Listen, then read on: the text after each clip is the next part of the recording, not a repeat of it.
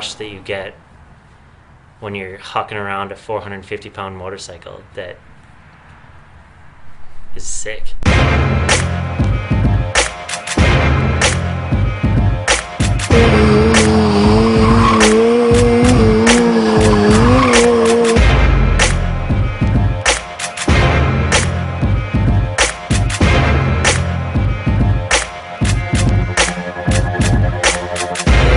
Everybody, has their thing where you need that adrenaline rush, or you need something that you can use to push yourself.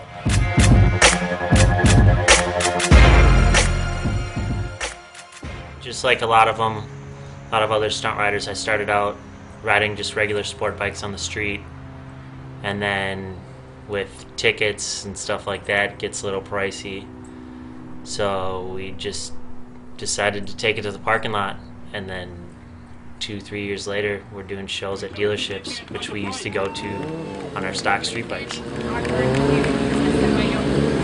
Riding the streets and doing wheelies, and then watching videos, and someone said, let's try this. Like Jack said, let's try this. And so we built bikes and tried it. My friends started stunting. They all rode the streets. I never rode the streets. Didn't want to get into it. Said I was never going to have a street bike. And one day when they all started stunting, I went and watched it a few times. Bought a bike over the winter, stunted it out, took it to the lot, started crashing it.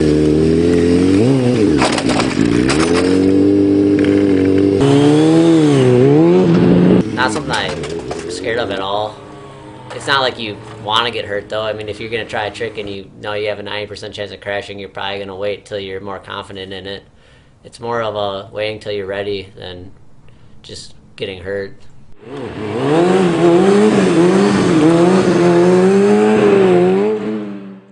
It all depends on the rider and what they plan to do with it, but as far as my bike goes, I take the front windshield and headlight out of it just because that's a lot of extra weight up front, and then we put on cages, just your actual side protection, and it keeps the engine from hitting the ground when you do drop it. And then so we have the cage, and then we also have the 12 o'clock bar, which is the bar off of the tail that comes out that you can scrape on the ground. So then after the cages, then we have gearing. We put taller gears in the back to make it more torquey so that you can get the slower wheelies. And then after that, that's when we add the handbrake setup. And the handbrake is so that you can control the rear brake when your foot is not actually on your foot brake, which normally controls the rear brake. Other than that, it's basically a stock stunt bike with a few added parts and a couple dents.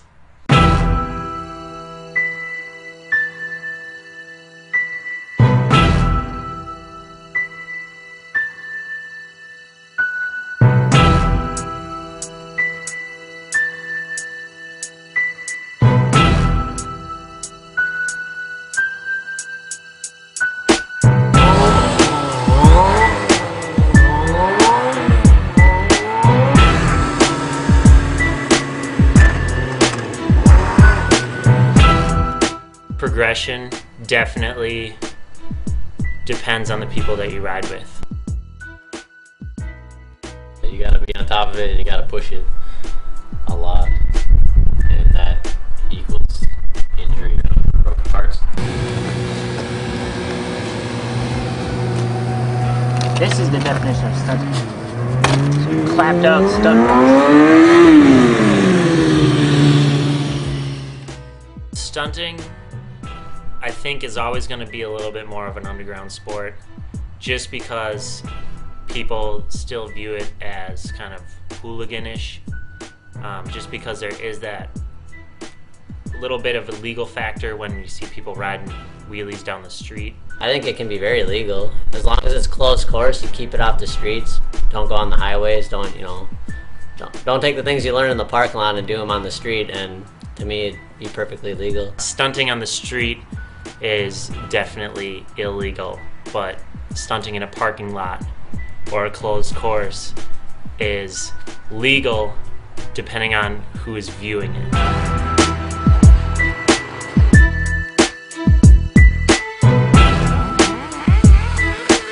we've done shows where the people just sit, arms crossed, blank face. And then we've done shows where people just go nuts. Pretty much they think you're crazy, but maybe they respect it at the same time. It's a hard sport to market because there's not enough people that ride. I think what needs to happen is you just need to find more and more riders to get into it, and the more people that get into it, the more that it'll, I feel like, market itself. You're gonna get help from companies if they have more followers than 20 people. The actual manufacturers like Honda, Kawasaki, the more that they get involved, the more that this sport will be able to evolve.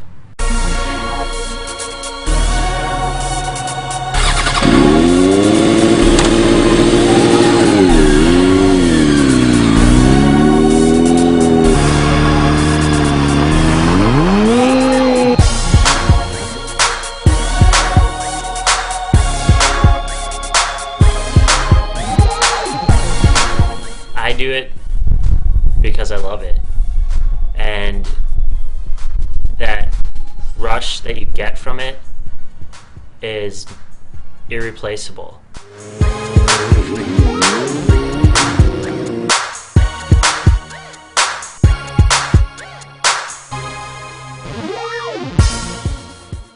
It's a release, and it's fun, and it's something to push yourself, and it's just a big pedal bike. Keep wanting to learn new stuff and keep riding.